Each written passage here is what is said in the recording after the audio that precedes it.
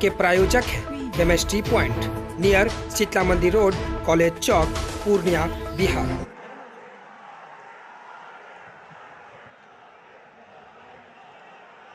भारत माता की, भारत माता की, भारत माता की। मिथिलावासी आहा सबके गौर लागे छे।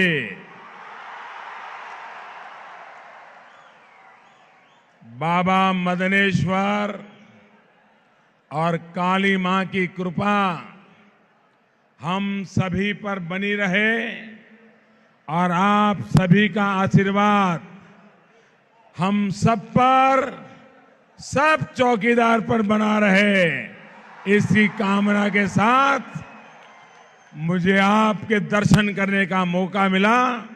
मैं भाग्यशाली हूं। अभी मैं बंगाल में एक कार्यक्रम करके आ रहा हूं और ऐसा जन सैलाब बंगाल में देख करके आया और यहां ये दूसरा ऐसा जन सैलाब। इतनी गर्मी में इतनी बड़ी तादाद में लोग और ज्यादातर लोग धूप में खड़े हैं, इतनी भयंकर धूप में तप रहे हैं।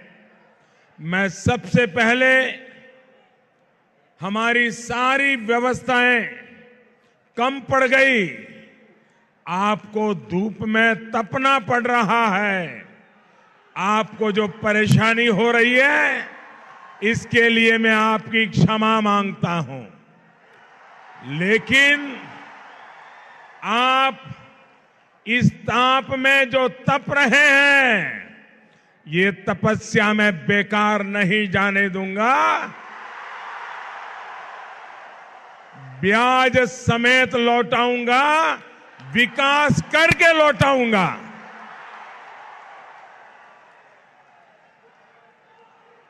भाइयों बहनों,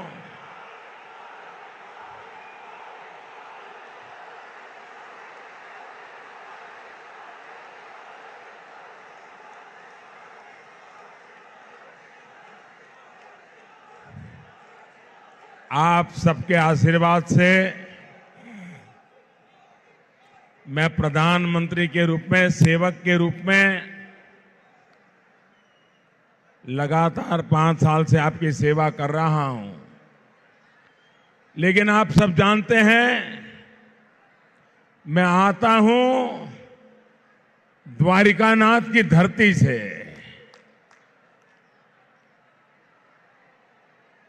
और गोपालक का और द्वारिकानाथ का सीधा नाता है। और ऐसे समय जो भी भगवान कृष्ण में विश्वास करते हैं, वो सभी जहां जहां मैं जाता हूं आशीर्वाद देने के लिए आते हैं। मैं उनका विशेष आभार व्यक्त करता हूं। साथियों, इतनी बड़ी संख्या में सुपौल, मधेपुरा, जंजारपुर से, सीमांचल के अनेक हिस्सों से आप यहां आए हैं। आप सभी का यही प्यार, यही विश्वास, यही मेरा खजाना है, यही मेरी कमाई है, जो बीते 5 वर्षों में मेरे खाते में जमा हुई है। भाइयों बहनों, ये धरती महान साहित्यकार फणीश्वरनाथ रेणु जी की जन्मस्थली भी है। अभी उनके सुपुत्र जी के द्वारा मुझे मशहूर उपन्यास मैला आंचल मुझे भेंट किया गया। उस मैला आंचल में लिखा है और बहुत ही सटीक तरीके से फणीश्वरनाथ जी ने लिखा है, मैं साधना करूंगा, मैं साधना करूंगा ग्राम वासिनी भारत मां के मैले आंचल तले। मैं साधना करूंगा ग्राम वासिनी भारत माता के मैले आंचल तले। आप सोच रहे होंगे इस चुनाव सभा में भी मैं फणीश्वर नाथ जी की, उनके साहित्य की चर्चा क्यों कर रहा हूं, लेकिन इस वाक्य के पीछे जो भाव है, जो शब्द है, वो हम सबकी प्रेरणा है, महत्वपूर्ण है। भारत माता ग्रामवासिनी मैला अंचल और साधना। भाइयों और बहनों, आज ये पंक्तियां इसलिए भी अहम है क्योंकि कुछ लोगों को आजकल भारत माता की जयकारा पर भी उनके पेट में चूहे दौड़ने लग जाते हैं, उनको दर्द होने लगता है। जिन्हें भारत माता से दिक्कत होगी, जो भारत तेरे टुकड़े होंगे, ये नारे लगाने वालों के साथ जाके खड़े हो जाते हैं, वो भारत के विकास के लिए साधना भी कैसे कर पाएंगे, खुद को मां भारती के लिए खपा भी कैसे पाएंगे। मैं जरा ऐसे लोगों को आज एक करारा जवाब देना चाहता हूं। आप मेरा साथ देंगे? आपकी आवाज उनके कानों तक मैं पहुंचाना चाहता हूं। भारत तेरे टुकड़े होंगे, ये बोलने वालों के सीने पर आपका एक शब्द, एक एक शब्द पहुंचना चाहिए, उनके कान फट जाने चाहिए। भारत के प्रति उनका जो भाव है उसको गहरी चोट लगनी चाहिए। आप बोलेंगे? बोलेंगे? जोर से बोलेंगे? हाथ ऊपर करके दोनों मुट्ठी बंद कीजिए। भारत माता की, भारत माता की। साथियों, किसी भी जाति से पहले, किसी भी पंथ से पहले हम भारतीय हैं, हमारी पहचान भारतीय है। मां भारती की सेवा, उसकी साधना की इस भावना के साथ ही बीते 5 वर्षों में पूरी ईमानदारी से मैंने आपकी सेवा करने का प्रयास किया है। इसी सेवा भाव से देश का विकास होता है। वहीं जब सत्ता भोग और परिवार का विकास ही लक्ष्य हो जाता है, तब हर जगह कलह और बंटवारा ही दिखाई देता है। और बिहार में तो साफ नजर आ रहा है। साथियों, आज देश के एक तरफ वोट भक्ति की राजनीति है, तो दूसरी तरफ देशभक्ति की। आप याद कीजिए, 26/11 को मुंबई में जब आतंकियों ने हमला किया था, तो कांग्रेस और उसके साथियों की सरकार ने क्या किया था? तब देश के वीर जवानों ने पाकिस्तान में घुसकर बदला लेने की इजाजत मांगी थी, लेकिन कांग्रेस सरकार ने सेना को कुछ भी करने से मना कर दिया, क्योंकि उसे वोट भक्ति की राजनीति करनी थी। साथियों, सबको पता था कि आतंकी पाकिस्तानी थे, लेकिन कांग्रेस, उसके साथियों ने पाकिस्तान को सजा देने के बजाय हिंदुओं के साथ आतंकी शब्द चिपकाने के लिए साजिशों पर ध्यान लगाया। योजना बनाकर जांच की पूरी दिशा ही भटका दी गई। ये भी इसलिए किया गया क्योंकि कांग्रेस और उसके महामिलावटी साथियों को वोट भक्ति की राजनीति करनी थी। भाइयों और बहनों, देशभक्ति की राजनीति क्या होती है, ये आपने पहले उरी के हमले के बाद देखा और बाद में पुलवामा हमले के बाद भी देखा।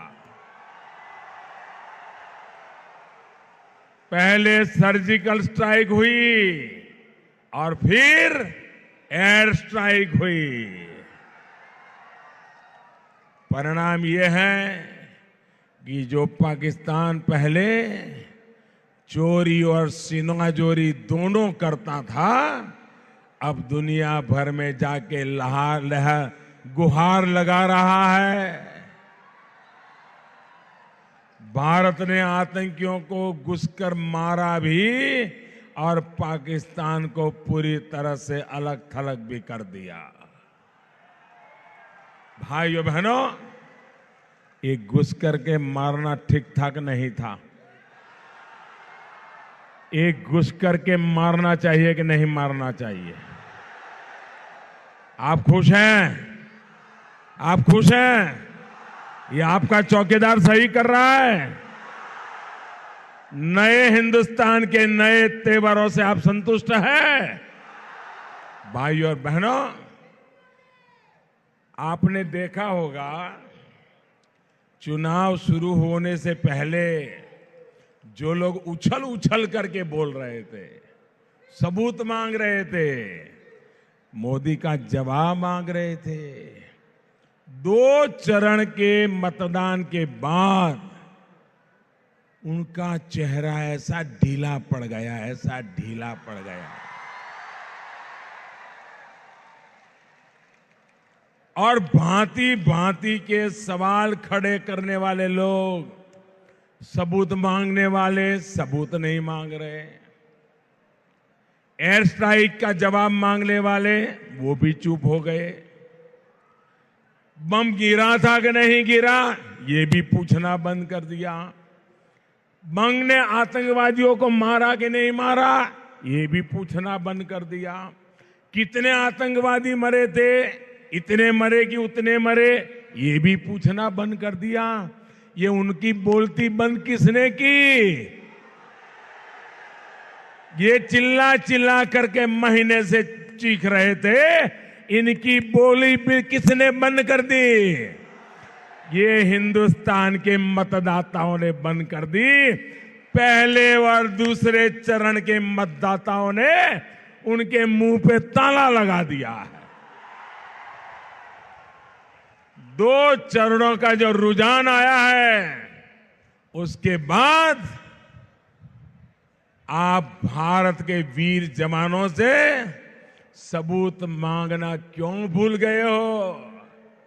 उनको लगता था ऐसी हो हल्ला करके वोट बैंक को जमा कर लेंगे, लेकिन सच को कभी कोई आंच नहीं आती है भाइयों।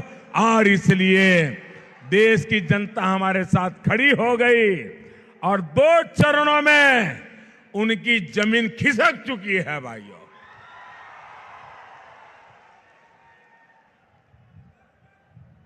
अब तो उनको चिंता है, पहले जितने पार्लियामेंट में थे वो भी पहुंच पाएंगे कि नहीं, इसकी फिराक में है। वरना यही लोग थे जो पहले इतना रो रहे थे, हमारे वीर जवानों के पराक्रम पर इतने सवाल उठा रहे थे कि पाकिस्तान ने इन्हें अपना हीरो बना लिया था। साथियों, मैं इन लोगों को आज भी चुनौती देता हूं। हिम्मत है, ये चुनाव में जनता के बीच जाओ और पुलवामा के शहीदों का हमने जो बदला लिया है उसकी जरा चर्चा करके देखो। सेना के पराक्रम पर सवाल पूछ के देखो। मैं चुनौती देता हूं, नहीं बोल पाएंगे। साथियों, इसी तरह की वोट भक्ति की राजनीति की गई थी जब दिल्ली के बाटला हाउस में हमारे वीरों ने आतंक के एक मॉड्यूल को खत्म किया था। लेकिन आतंकियों पर कार्रवाई से खुश होने के बजाय कांग्रेस के बड़े बड़े नेताओं की आंख में आंसू आ गए थे। क्या ये उस शहीद का अपमान नहीं था जिसने बाटला हाउस में आतंकियों को घर में घुस करके मारा था? भाई और बहनों, देशभक्ति जब प्रेरणा देती है तब सबका साथ सबका विकास सरकार का मंत्र बन जाता है। सबको सुरक्षा, सबको सम्मान प्रतिज्ञा बन जाती है। गांव गांव तक अच्छी सड़कें, हर घर हर गरीब को पर्याप्त बिजली कैसे मिले, लोगों की पानी की समस्या कैसे दूर हो, इस पर सोचा जाता है। और आपने देखा होगा बिहार में नीतीश जी के नेतृत्व में, सुशील जी के नेतृत्व में, रामविलास जी के नेतृत्व में एनडीए की सरकार यहां के सामान्य मानवी के सपनों को पूरा करने में सफल हो रही है। 2022 तक मेरा सपना है दोस्तों, 70 साल में इनमें सपने देखने की भी ताकत नहीं थी, जमीन पे उतारने की तो बात छोड़ो। मेरा सपना है और मेरा सपना बांझ नहीं होता है, मेरा सपना संकल्प होता है। और मेरा संकल्प मेरे पसीने के एक शरीर का कण कण मैं उसके लिए खपा देता हूं। और मेरा सपना है 2022 तक देश के हर बेघर को, हर गरीब को उसका पक्का घर मिलेगा। ये मेरा सपना है। गरीब बहन बेटियों की गरिमा और उनकी तकलीफ दूर करने के लिए शौचालय बने, ये सोचा जाता है। अरे गरीब से गरीब तक मुफ्त एलपीजी गैस कनेक्शन कैसे पहुंचे, गरीब बहनों को धुएं से मुक्ति कैसे मिले, इसके लिए हम लगे रहते हैं, पसीना बहाते हैं। साथियों, आपके इस चौकीदार की सरकार में आज दुनिया की सबसे बड़ी health care scheme Ayushman Bharat देश में चल रही है। हर वर्ष गरीबों को 5 लाख रुपए तक का मुफ्त इलाज सुनिश्चित हुआ है। सिर्फ 7-8 महीने में ही इस योजना की वजह से 21 लाख गरीब मरीजों को मुफ्त में इलाज मिला है। साथियों, गरीबों के लिए समर्पित राजनीति में और सत्ता हथियाने के लिए की गई झूठी प्रतिज्ञा में, झूठी नीति में, झूठी रीति में और झूठी नियत में फर्क होता है। झूठ की राजनीति करने वाले ये लोग बिहार में एक और अफवाह फैलाने में लगे हैं।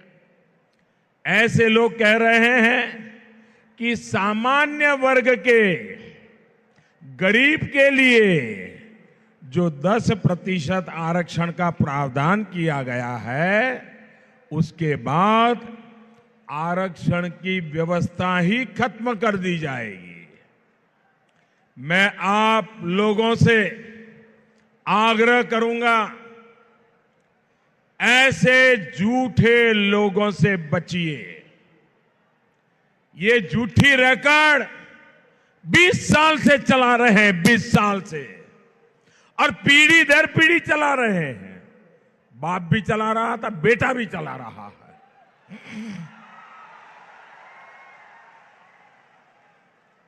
दलितों, आदिवासियों, पिछड़ों, उनको जो आरक्षण का जो प्रावधान हमारे आदरणीय बाबा साहब आंबेडकर करके गए हैं, उसे कोई हाथ नहीं लगा सकता। मैं बिहार के लोगों से ये कहूंगा, ये लोग जो अफवाह फैला रहे हैं, वो ऐसा क्यों कर रहे हैं, इसे लेकर भी सतर्क रहे। कहीं ऐसा तो नहीं है कि अपनी तुष्टीकरण की राजनीति के लिए यही लोग, यही कुनबा कुछ दलितों के हक में से मार लेगा, कुछ आदिवासियों के हक में से मार लेगा, कुछ पिछड़ों के हक में से मार लेगा, और बाबा साहब आंबेडकर ने जो दिया है उसमें से थोड़ा थोड़ा चुरा करके अपनी वोट बैंक के लिए किसी दूसरे को देने की फिराक में लगते हैं, और इसलिए ऐसे लोगों से चेतिए। और ये लोग पहले भी ऐसी कोशिश कर चुके हैं, इसलिए मैं आपको आगाह कर रहा हूं। भाइयों और बहनों, हमारी सरकार, एनडीए का हमारा हर साथी गरीबों के कल्याण के लिए, किसानों के कल्याण के लिए प्रतिबद्ध है। पीएम किसान सम्मान योजना के माध्यम से हमारे प्रयास आज सबके सामने है। अभी बिहार के 1.5 करोड़ से अधिक छोटे सीमांत किसानों के बैंक खाते में सीधी मदद पहुंचनी शुरू हो गई है। जिसको अभी नहीं मिली है, उनको बहुत ही जल्द पहली और दूसरी किस्त भी मिल जाएगी। अब हमने इस योजना को विस्तार देने का फैसला किया है। 23 मई को, मालूम है ना 23 मई को क्या है? मालूम है? 23 मई को लोकसभा के चुनाव के नतीजे आने वाले हैं, रिजल्ट आएगा। और 23 मई को जब चुनाव के नतीजे आएंगे, तब फिर एक बार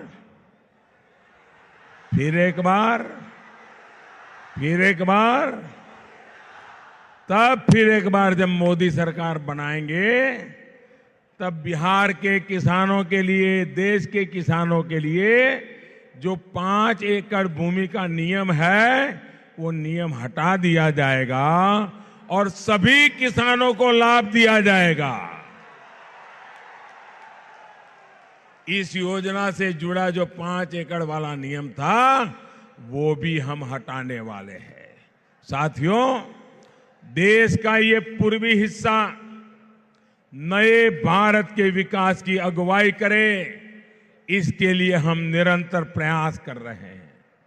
रेल हो, सड़क हो, बिजली हो, गैस की पाइपलाइन हो, मोबाइल कनेक्टिविटी हो, इंटरनेट कनेक्टिविटी हो, हर प्रकार की सुविधाओं को हम नीचे तक पहुंचाने में लगे हुए हैं।